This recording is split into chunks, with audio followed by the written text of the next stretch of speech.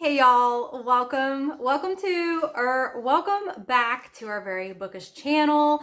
My name's Amanda. I run the channel with my friend Jen, and we're putting out all the bookish content for you guys. If that's something you're interested in, then please feel free to subscribe to this channel and like this video. In today's video, as you probably saw by the title, we are going to be revealing our May Secret TBR picks. And for this month, our theme is just physical TBR backlog. Like, we have so many books that we have purchased and bought and not read yet, and we want to get through some of our physical TBR. I know for me, one of my bookish resolutions this year was to read down some of my physical TBR because, y'all, I have at least over 100, maybe over 200 books on my physical TBR. My husband was like, this is the fourth box labeled TBR. What does TBR mean? And I told him it said to be read. He was like, you haven't read all these, you haven't even read these books yet. He doesn't get it. He's not a reader, but he's super supportive. He's perfectly fine. He understands that I love reading. It's a hobby, and he supports me completely. But yes, I have boxes and boxes of books that I have not read yet, and he was sort of surprised at that as he was like hauling some of our stuff to the attic to like clear up some space down here in my office / library. So long story short, or long story long, I keep talking. I want to read down my physical TBR, and Jen does too, so we thought it would be perfect to make that a theme for our May secret pick.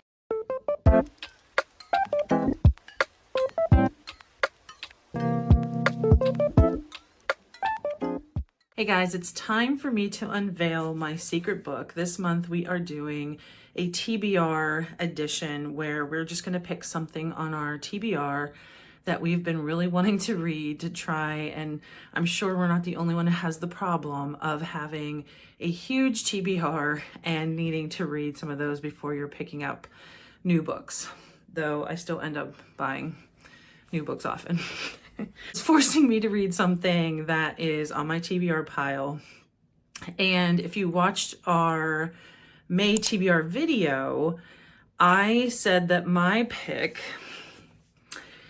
is an author that I haven't talked about in any of our videos in terms of having read one this whole past year. I can't remember the last time she's had one out, but she is kind of like horror and thriller.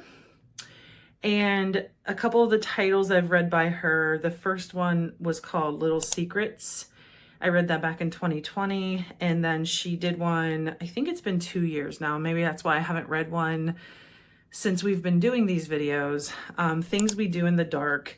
She's more known for Jar of Hearts and another one called Creep. I think a lot of people I see on like the Facebook groups, they really like Jar of Hearts, and I haven't read that one yet. But the one I have in my pouch that was in a TBR video, I just didn't get a chance to read it from last year, is Wonderland, and it's Jennifer Hillier. And this one is described on the back as a bone-chilling thriller, and it centers around an amusement park, which you can see on the cover, and it's a really bright, colorful, almost like great summer thriller to kick off the season for this coming summer. And there is many missing teenagers, I want to say, missing people around this amusement park, and there's a detective that moves to the town where this amusement park is, and it says she has a past. There's always the person that has a past they're running away from, something in their past that they don't want to deal with anymore.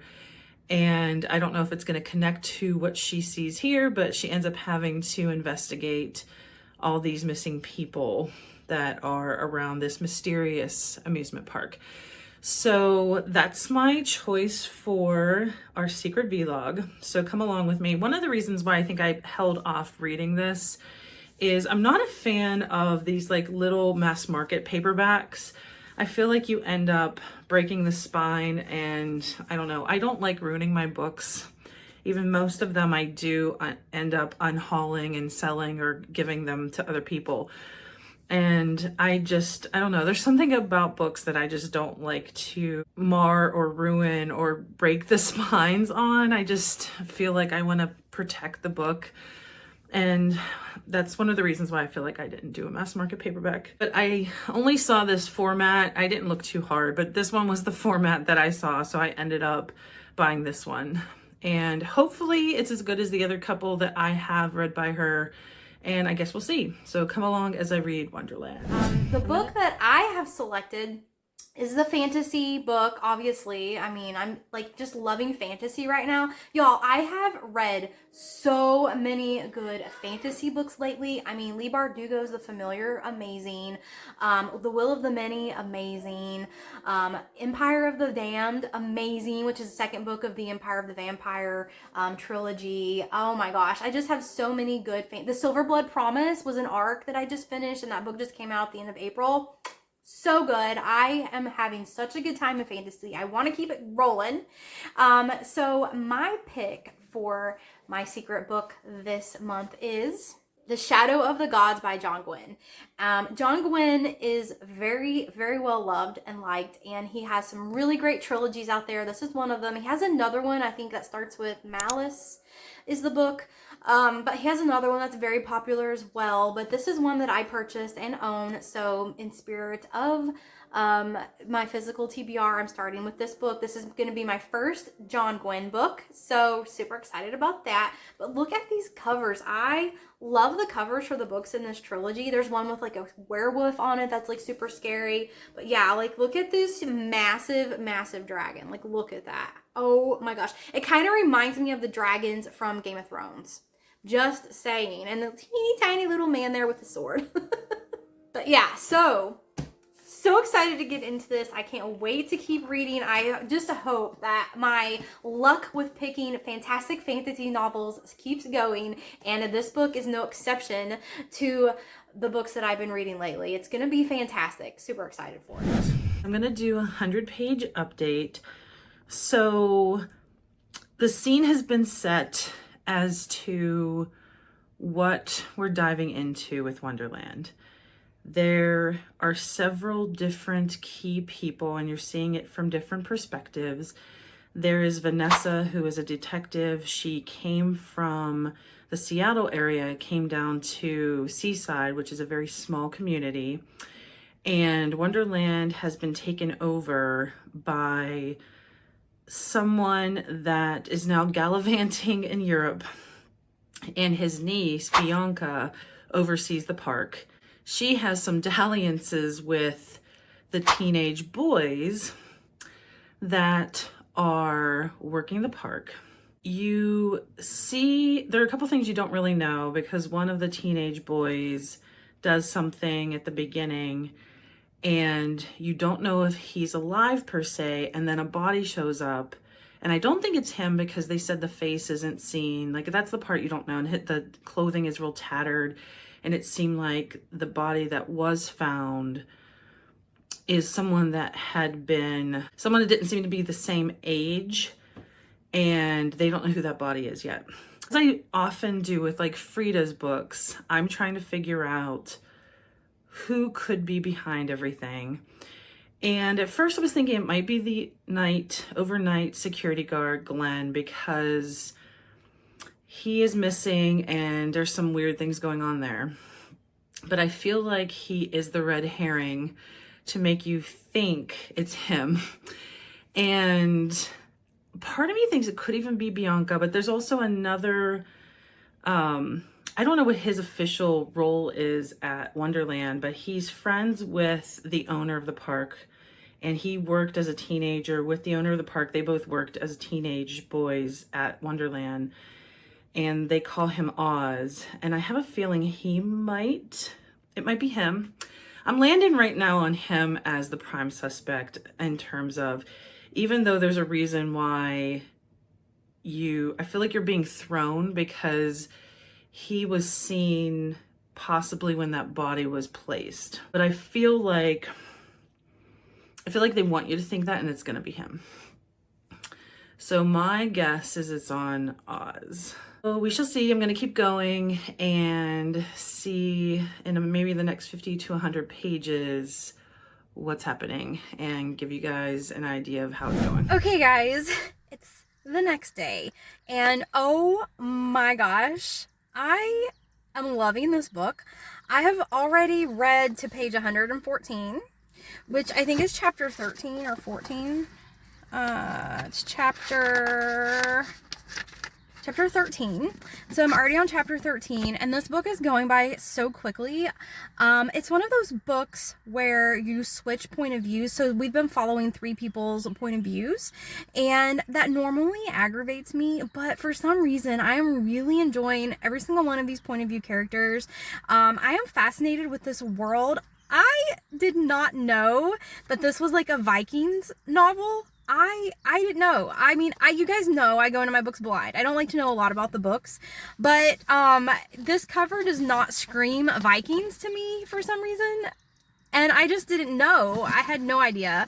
It does say right on the back, from master storyteller John Gwynne comes a Norse-inspired epic of blood and vengeance, but for some reason I just like had no clue that it was like a Norse-inspired tale, but oh my gosh, it's so good so far. I cannot wait to continue reading this book today.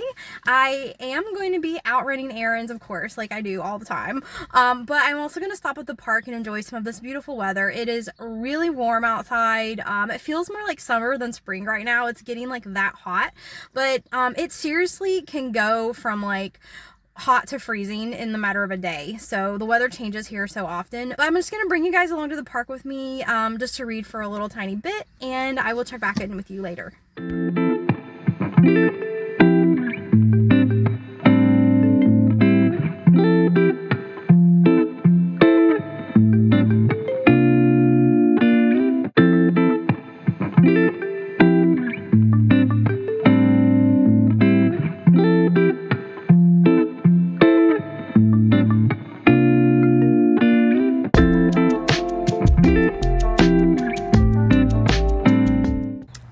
God, finally they're talking about dragons. I mean, there is a humongous dragon. I mean, I'm assuming that's a dragon. That looks like a dragon, right? Yeah, look here, if you wrap it around to the back and you can see the whole thing. Humongous dragon. And there's been no talk of dragons yet. There have been some really cool, weird creatures, huge spiders, and those types of things, but no dragons. And finally, there is mention of a dragon in here, and it is in the form of a story. So Varg, who's one of the characters we're following, has joined this clan of warriors, and they are all eating dinner, and someone is telling a story, and in the story they are talking about a dragon. So I have been so curious to find out about the dragon in this book, and I have a feeling it's gonna have something related to this story. This dragon is the one in the story, or they're gonna find a dragon and fulfill some prophecy or something that's kind of detailed in the story. I don't know, but I'm just so relieved to finally get some dragon stuff. Okay, I have a lot of reading time today, and I was just reading and there was something I didn't expect, and it said, so it just comes out of nowhere. Really no build up, and all of a sudden, like, bam, you get information you were not expecting. I'm not going to say about who. And I don't think it necessarily means it's the person behind everything. I don't know how it's going to fit in to the rest of the story. But it's definitely was a little bit on the shocking side. I wasn't expecting it. And beyond that, there is more information I've had. I don't know if I'm changing who I think it is. I started to think it might be 2 people again involved, kind of like how Frida does. But I don't know. I don't know. We'll see. I'm going to keep reading. I have a lot of reading time today, and I'm very grateful for that, because it really did. I had one of those work weeks where I spent a lot of hours at work, and by the time I get home and spend time with my boyfriend and have dinner and I get to bed, I am just too exhausted. I try to read and I get through maybe a couple pages, maybe a chapter, and my eyes are just closing, and then you get up and you do it all over again. Not having a good week with reading at all. But I do have time today. I'm excited about that, so I'm going to keep reading. So let's see what else is going to happen. There's so much going on. I feel like as you're going deeper into this book, I mean, there's some disturbing things, and I feel like she is known for that with her books. I know Jar of Hearts, one of the reasons why I think it's so popular is there's a whole group of readers that like more of the like disturbing horror type books. I don't know how much, sometimes that is interesting to me, and sometimes I feel like I get very squeamish very easily. So if it's more violence, I don't like that. That's not the case here, but there's more what I feel like came up in The Teacher by Frida McFadden, and then the John Mars book that I read. I feel like when it starts to involve kids, it doesn't feel as good. John Mars book, though, that one was literally little kids, and I can't do that. So this one is more like 17, 18-year-olds. There's some things that have just come out that make me a little uneasy. And I'm not going to say it because I feel like it's spoiler.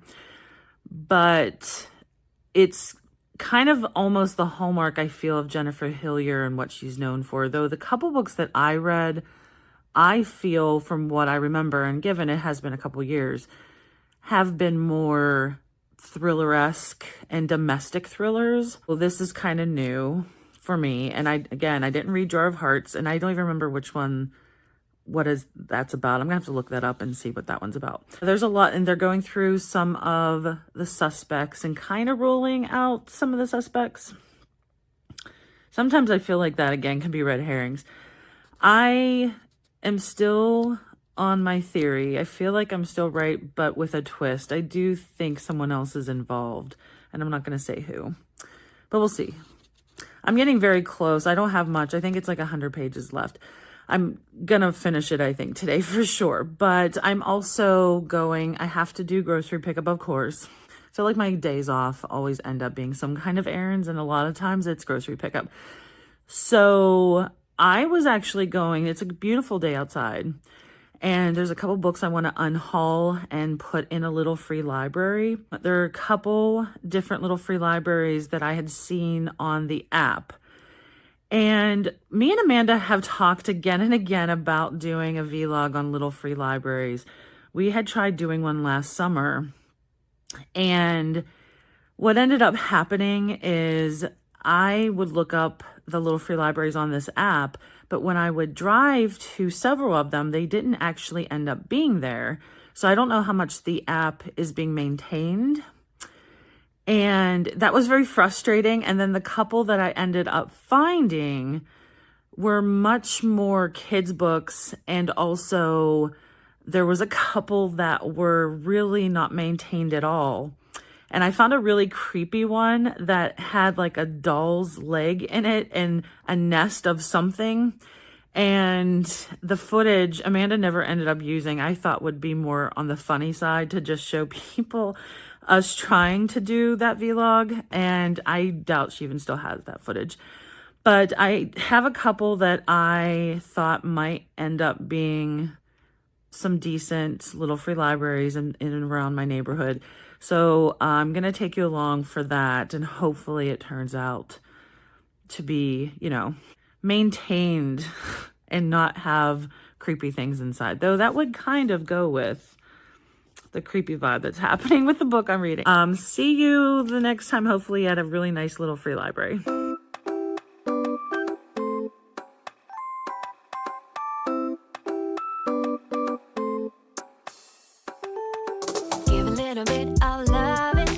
Just a little bit the real thing.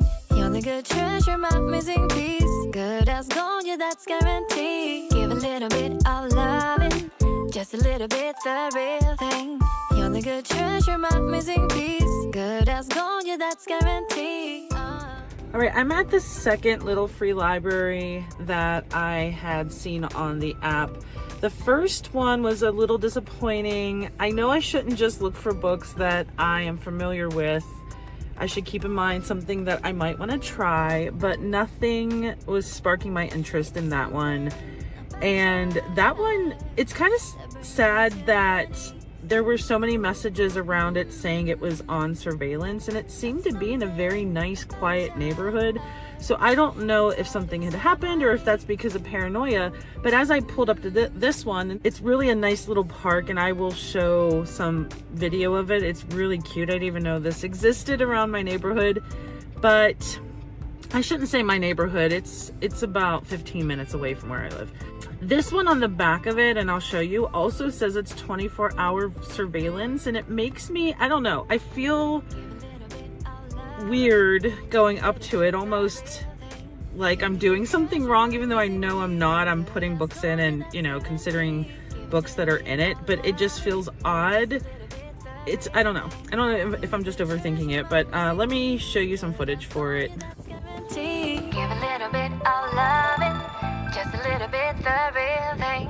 You're the good treasure, my missing piece. Good as gold, yeah, that's guaranteed. Give a little bit of loving, just a little bit the real thing. You're the good treasure, my missing piece. Good as gold, yeah, that's guaranteed. Give a little bit of loving, just a little bit the real thing. You're the good treasure, my missing piece. Good as gold, yeah, that's guaranteed. Give a little bit of loving, just a little bit the real thing. So I'm putting the books in here. I'm not gonna read these anytime soon, and I lost interest, so I'm just gonna be putting them in here.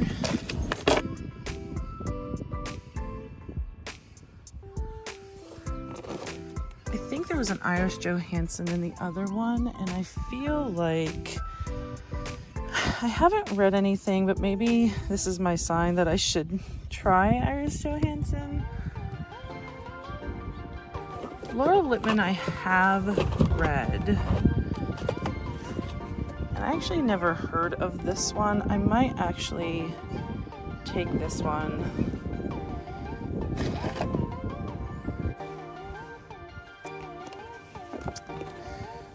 But a lot of what is in here are more books that have they're like very major, big authors that I don't typically read, like David Baldacci, Robert Ludlum, Vince Lynn, Sidney Sheldon, that reminds me of like the 80s and 90s, and then some romance, which I don't really read that much. So I think I'm gonna go with, and obviously Dan Brown.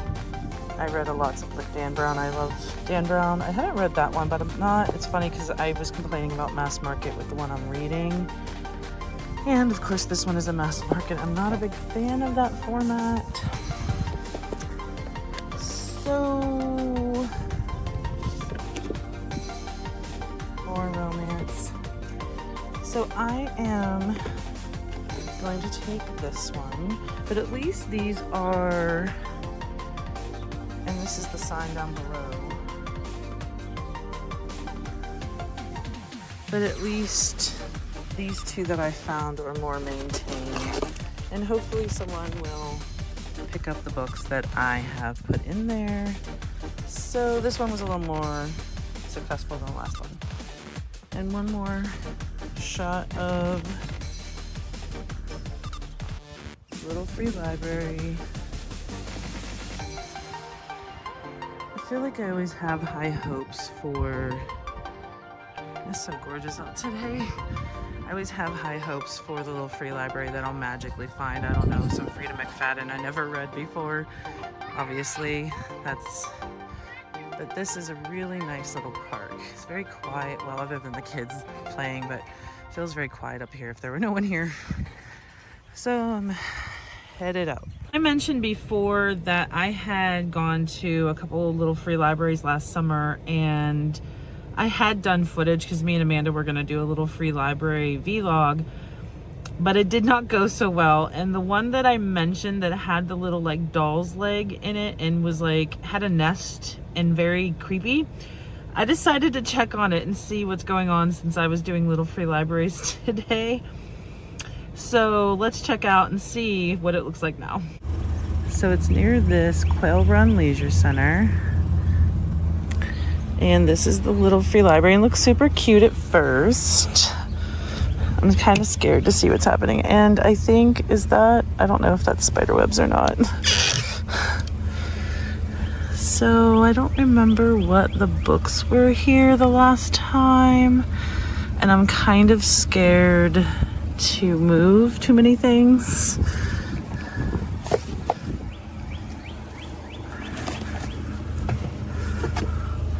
It looks like still older books. Nothing is popping out at me. There's like, and I don't see the doll's leg. So someone must have done something with this, but there's like some kind of web and it's freaking me out. So I'm gonna stop. This one's super cutie. It was called the Snoopy Library, but books with all ages, and cute little Snoopy and Charlie Brown on here. But let's go check out the library, which is right there.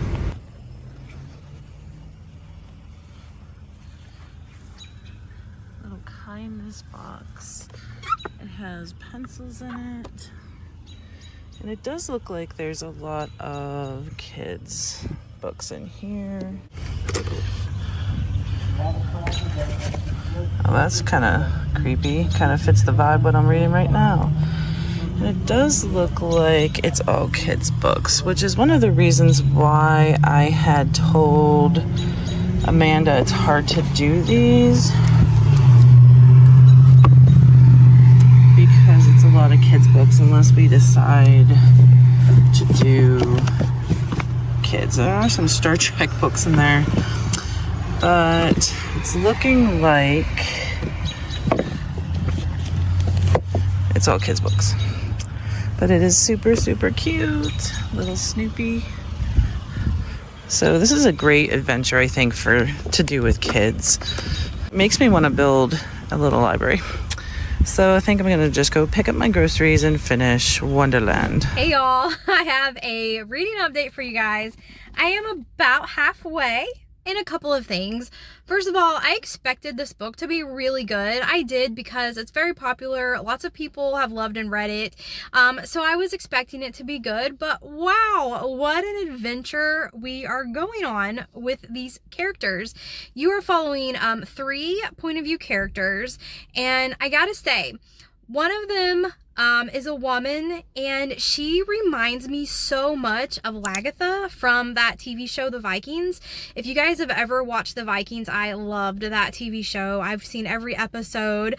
My husband and I used to watch it together, and it is so good. But Lagatha is one of the main characters throughout most of the story, and she is amazing. She is a badass shield maiden, and Orca, which is one of the characters you're following in this book, reminds me so much of Lagatha. I am loving it.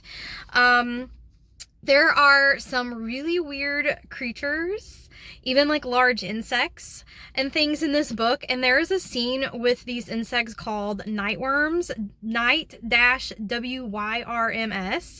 and it is so gross. It is so disgusting. It is so scary. Like, that scene was probably scarier than some horror books that I've read. Seriously. It was so gross. But I love it. I love that dramatic tension, story plot, storyline. I love learning about all these fascinating creatures in this world. And also, I am starting to understand the title of the book. I am not quite sure how dragons fit in yet, but I am starting to understand the title and kind of get a feel for what the title of this book means. And of course, the name of the trilogy, The Bloodsworn, is the trilogy. And I'm starting to understand, of course, what that means as well. So really exciting, really enjoying it so far. This might be a series that I have to kind of binge. So I may go out and purchase the second book right after this one, depending on how it ends. But I just feel like as much as I'm loving this book so far, that this is going to be a trilogy that I'm probably just going to go out and buy books 2 and 3 and just read as fast as I can over the next month or so, because I really am enjoying my time in this story, in this world, and the writing, of course, is fantastic. Okay, what? There's been a development, and I think I might be right about someone helping someone else. Who's behind all this? I think it might be 2 people, I don't know. But something was just told in like a flashback after another surprising event between 2 people. And my theory might be right, and he might be with helping, someone else is helping him. But we'll see. I'm almost done. Very, very close to being done. So we'll see. Okay, I finished. I'm not gonna say if I was right or not. Let's just say I was at least partially wrong. I think. I don't even remember what I said anymore when I was guessing, because I was changing my mind and I didn't rewatch the videos I made. So I'm not sure what I said, but I'm not gonna say, in case someone wants to read this. A lot of twists. So there's a lot of surprising elements towards the end. Really enjoyed it. Still love Jennifer Hillier. So I look forward to reading more by her. And I did look up Jar of Hearts, and it sounded like it was about a serial killer and about a murder that happened when a detective was younger, and then the detective is older and more murders are happening. And I feel like that plot is like a common thriller plot, but I feel like I'm going to end up reading it at some point. But I am going to do one more video of final thoughts, and then I'll wrap it up. Hey guys! I have finished The Shadow of the Gods by John Gwynne, and these are my final thoughts on the book. First of all, the cover. I love the covers on this series. I think they are so catchy and stunning, and once you read the book, you understand the vibe and how the covers fit the vibe of the book. But to be honest with you guys, I thought when I saw this cover, and the book does kind of wrap around. The picture like wraps around the whole book, which I think I like that. I think that looks really cool. But I did not know it was sort of like a Viking tale. I didn't know it was like Norse themed. And I don't really like to know a lot going into my books. That's no secret. I talk about that constantly on this channel. So I really did not know that this was a Norse tale. I thought it was like Game of Thrones or sort of medieval kind of vibe based on the cover and the title. So that was actually a pleasant surprise, because I really love the stories of the Vikings culture. I just find their vicious brutalness nature just fascinating. Anything like really violent I just find super scary, and I'm just fascinated with people that could live in the types of cultures that have like lots and lots of violence. And the Viking culture was very violent, and the things that those people had to go through, mothers, you know, constantly losing their children or losing their husbands in a very like terrible way.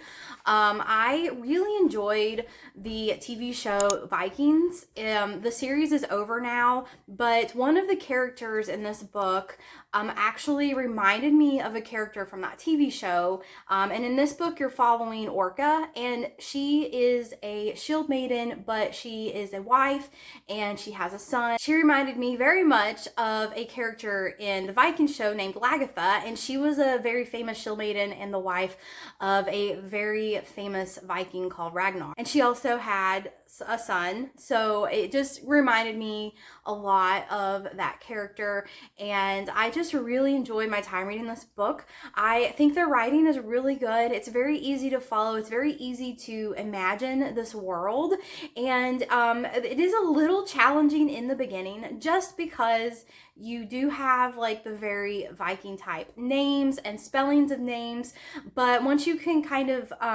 get past that and you sort of understand what things mean. Also, I found this in the back, which was very helpful, a glossary. And I don't know why. I mean, like, I understand glossaries go into the back of books, and like the whole structure of a book and the glossaries go in the back. But I feel like sometimes these definitions and pronunciation guides should be more in the beginning when you see them right off the rip, because like when I start to read a book, I don't think, oh, I'm gonna check the glossary just to know, you know, how to pronounce the names of some of these characters and places.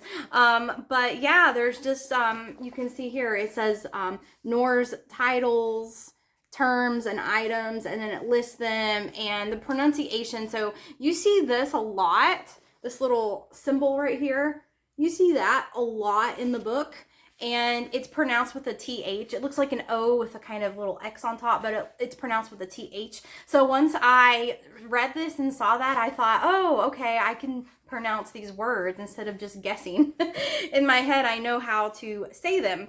But yeah, and there's also, like, they'll talk about things like she has an axe and she has a sea axe. And I was like, I wonder what a sea axe is. And once I found this glossary and I could look up the term and find out what it is, it's a single-edged knife, often with a broken back of varying sizes, a multi-purpose tool for cooking, shaving, or combat. So it's basically a knife with like a blunt edge and a sharp edge. And I didn't know that. When I was reading, I thought sea axe, I don't know what that is. I was just in my head kind of picturing another type of axe. So it was very helpful, I find. And a lot of times when I read these fantasy novels, those types of sections are always included, but I don't find them till the end. I was pleasantly surprised when I found this fairly early on in the book. So what is this book about? In this book, you're following 3 point of view characters. I've already talked about Orca. She's the one that reminds me of Lagatha. And then you're following Varg, who is a young man who has escaped. He used to be kind of held captive, sort of like a slave situation, but the family that was controlling him was attacked and murdered, and he escaped. And he ends up finding his way into this sort of clan of warriors called the Bloodsworn. And he kind of finds a found family with them and travels around with them. And kind of latches on to these people. He's always sort of a loner, been by himself, just relied on himself. And he starts to become part of this group. So you're following his travel and his journey with this group. And then you're following Elvar. And Elvar is a woman who kind of grew up with privilege. Her father is like a special earl, and he has money, and she leaves all that behind, and she joins this clan of sort of like mercenaries that will do work for anyone that pays them, and they kind of hunt special creatures or defend certain territories or realms or try to catch criminals, that kind of stuff. And so she joins them. You're following her journey with them through this world, and I don't want to say too much because I don't want to spoil anything. I don't know what's considered spoilers, and I think it's really fun when you read the book and kind of find out more on your own. Prim! Look, Prim's joining us. So cute. She's so cute. Oh, Primrose. So I highly recommend this book. I think it's very good, very imaginative. I love learning about all the sort of creatures. There are some parts of this book where there is, especially with Orca, she encounters some creatures that are so scary. It felt like for a chapter I was transported into a horror novel. Like the creatures were so scary, and just the scenes are so vivid and implanted in my head. Like I can't stop thinking about them. I know that'll wear off the longer it is after I read this book and read more books. But it's just, this is gonna be one of those books that just stays in my head. Like the scenes from this book are just gonna be there. And I went online because I was like, okay, I have to get the second and third book because I have seen pictures of the second and third book. I've seen the second book in store. I know it's got a big wolf on the front. So I went online to see if my local Barnes & Noble had copies of the second and third book. And to my chagrin, the third book's not out yet. The third book comes out in October, and I'm just so upset because I wanted to just pick up the second and third book and read them. But I am going to go pick up the second book. I might go pick up the second book today. My next books are going to be Frida McFadden books because we're doing a Frida vlog. But after that, I might just jump right back into this because I really enjoyed this world. I really want to follow these characters more into the second book, into their journey. And I know it's going to kill me when I finish the second book and the third one doesn't come out till October. I just know it. Here's a few final thoughts on Wonderland. I enjoyed reading this a lot. I felt like there were a lot of twists to keep you on your toes, so you didn't really guess right away what was going on. And there is definitely a creepy factor. And I know there are a lot of people out there that like more of the creepy vibes. And if you like anything set at like an amusement park, I think this would definitely be one you would want to check out, because I forgot to mention in some of the videos, one of the places that some of the action and some of what is happening is at a clown museum as part of Wonderland. And I just thought it was really funny. It was very, to me, interesting how she laid out some of the details for where things were happening. And I almost felt like I was watching a horror film. And she does speak to the horror film, which I haven't seen, called Candyman. And I don't know if Candyman has an amusement park in it or not, but she references it several different times. And I feel the creepiness factor is definitely present in this book. And I don't really feel like I want to see Candyman. I think I very much watch myself when watching things that are like a horror film or anything creepy. I feel I don't have as many nightmares if I'm reading it as opposed to the visuals represented in a film. So, I mean, sometimes they're fun to watch, but I definitely am careful when I'm watching those type of creepy horror films. I do like reading more on the creep factor. I like that like feeling of wanting to be scared, but then I always regret it after it goes down some paths, if that makes sense. I don't know if I'm explaining it correctly. So I know people can find clowns very scary. So the Clown Museum, and Ava, who is, I'm forgetting her name. Vanessa, I wanted to say Veronica. Vanessa's daughter, Ava, gets a job at Wonderland, and she ends up working as part of the Clown Museum. Like, it's an attraction where it's basically like a house of horrors or a fun house or whatever. And there's a creepy dungeon underneath. And that's all I'll say, because I feel like if I keep saying things, it's going to take away from the book. And I don't want to give away anything that would give away plot lines or anything like that. I gave it 4 stars, and I feel if you haven't read Jennifer Hillier, the ones I have read I feel like are perfect, and I know she's known for Jar of Hearts, and I still want to read that one, so that might be a great one to start with her. But I did really enjoy Wonderland. I feel like it would be perfect for like a summer horror because of the amusement park aspect. But Things We Do in the Dark, I really enjoyed that one as well. And Little Secrets, I want to say it's called. I forget what the other one's called. Something like Little Secrets. That was the first one I had read, and it's very much like a domestic drama. So Sherry LaPena fans would appreciate her.